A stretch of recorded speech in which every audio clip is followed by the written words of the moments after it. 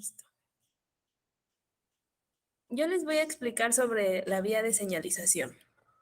Una vez que la insulina interactúa con la glucoproteína y este es activo, este es activado por la glucoproteína, se activan las cascadas de señalización que dependen de un número de interacciones proteicas. Dos vías principales de traducción son activadas por esta acción de la insulina. Por la vía del fosfatilinositol. Esta se abrevia como PL3K, 3-sinasa en otras palabras. Y la vía de sinasas activadas por mitógenos, MAP sinasas, MAP. Estas vías regulan la mayoría de las acciones de la insulina asociadas con la regulación del metabolismo energético. Y de la expresión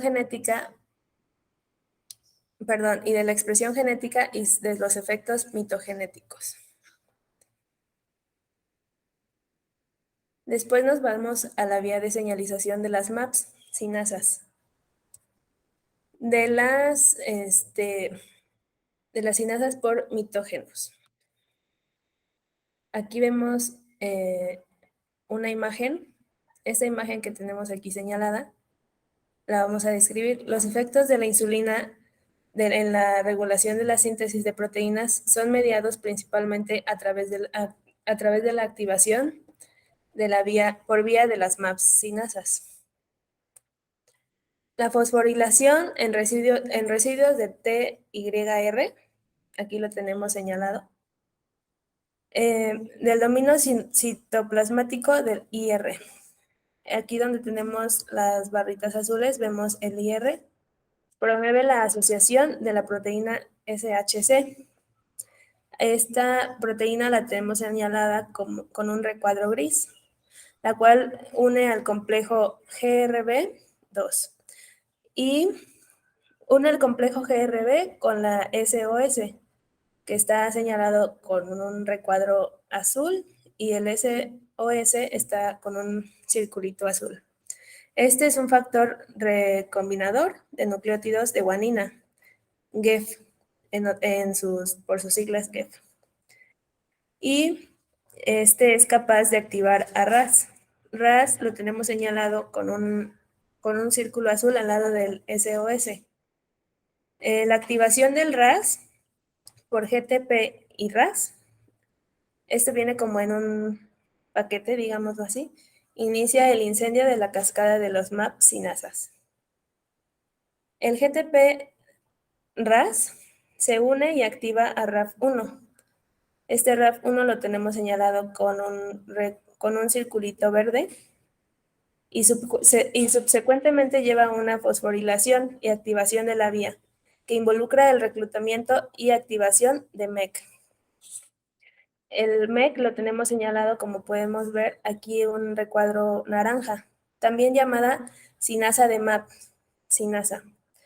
Y de las ERK1, esto lo tenemos señalado aquí con un contorno azul, de adentro es un poquito blanco, color amarillo. La sinasa regulada ERK1, sinasa regulada extracelularmente, y RK2, alternativamente a esta vía de señalización que lleva a la activación de las ARK1 y 2, conocidas genéticamente como MAP sinasas. La insulina es capaz de activar a estas proteínas por una vía independiente de SHC, pero que dependientemente de la activación del sustrato de receptor de insulina, IRS, por sus siglas, receptor de insulina. Una vez activo este sustrato, une el complejo GRB2 y SOS. A partir de este punto de secuencia, la activación de proteínas es la misma y se describió para SHC. Las MAP sinasas tienen una amplia gama de sustratos potenciales, incluyendo factores de transcripción y otras sinasas, y participan principalmente en la regulación de la expresión genética en tejidos sensibles a la insulina, pero no en la regulación de transporte de glucosa.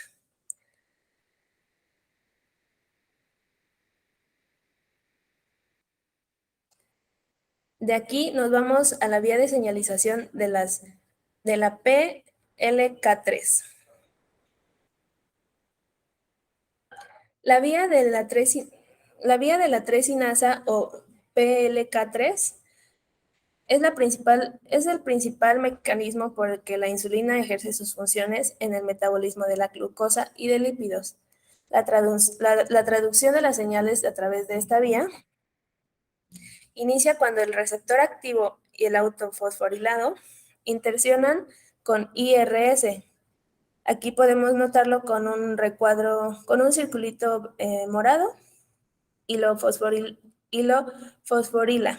Estas, como ya mencionamos, el receptor activo y el autofosforilado los activan. Y las proteínas IRS contienen un dominio autoterminal de hemoglobina y plextina. El plextina, dominio pH, altamente conservado y seguido con un dominio o unión de fosfotirosinas, en sus siglas PTB, que en conjunto permiten el acoplamiento de IRS al IR activo. Adicionalmente, los IRSS contienen entre 8 y 18 sitios.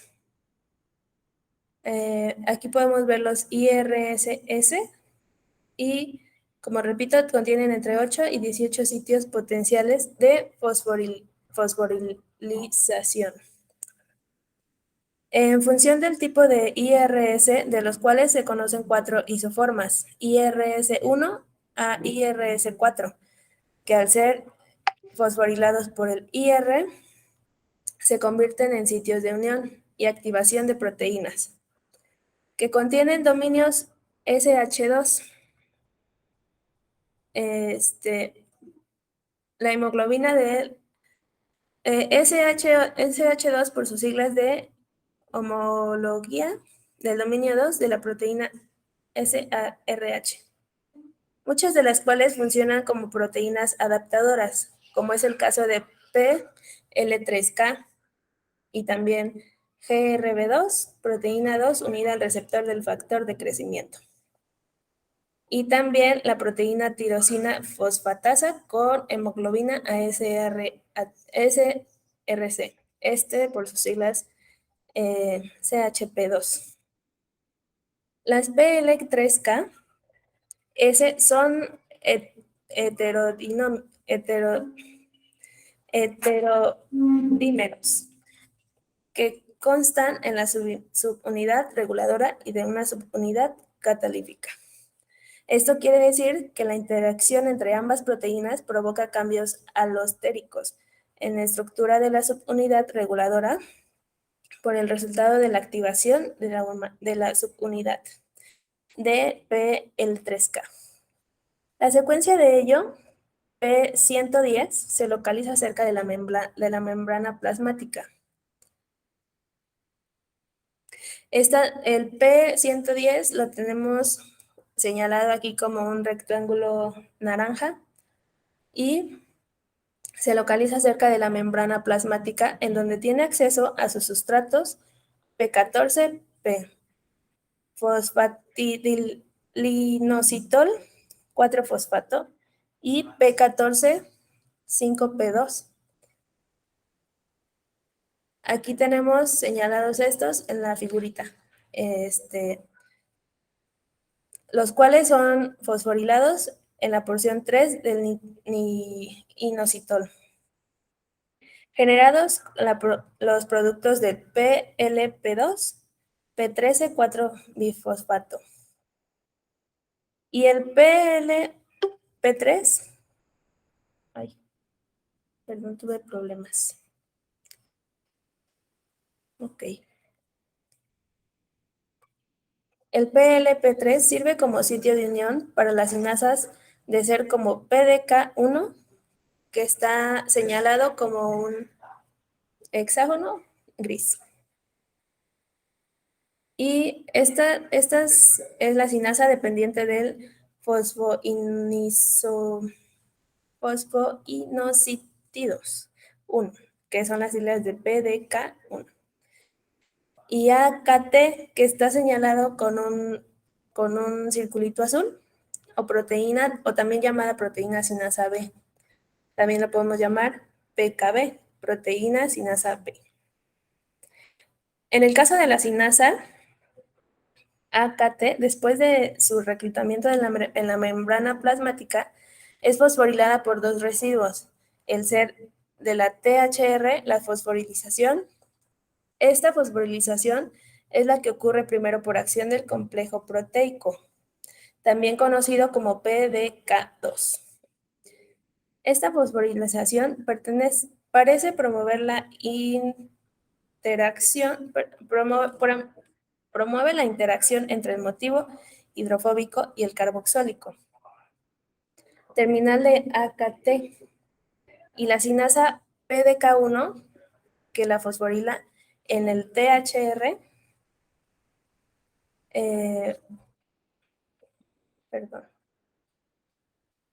Estas dos fosforilizaciones de la PDK1 y la THR son importantes para la AKT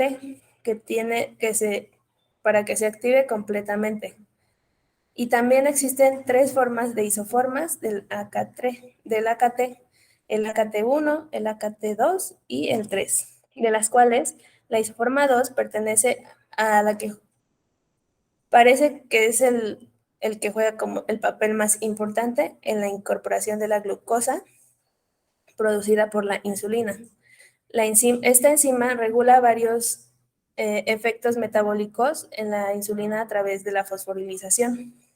De la fosforilización en una lista creciente de sustratos que propagan a la respuesta de insulina, incluyendo la enzima glucógeno sintasa, GS, la podemos abreviar como GS, de glucógeno sintasa, y la glucógeno sintasa sinasa 3, esta la abreviamos como GSK3, que aquí la podemos ver en el dibujito como un circulito verde, un circulito rosa. Y bien, a la sintasa de óxido nítrico inducible, esta la abreviamos como INOS, el óxido nítrico inducible, y a la fosfoglucosinasa 2, esta es la PFK2, a la proteína de unión del elemento de respuesta AMP cíclico. Factor de transcripción del CREP. Bien. La cascada de la PL3K incluye a otras sinasas de ser que median la respuesta de la insulina, incluyendo al mTOR, mTOR, digámoslo así, que está aquí señalada con un circulito morado. Este regula la síntesis proteica a través de las vías que tenemos aquí en el dibujito, a través de las vías PL2, PL3 y 4. Y bueno, después de esta nos pasamos a la vía de señalización en el músculo y posteriormente en los adipocitos. Primero empezamos con el músculo, que va a ser que la proteína IRS, la que tenemos aquí señalada con un circulito, esta no viene en color, pero está aquí señalada a un costado del P13K.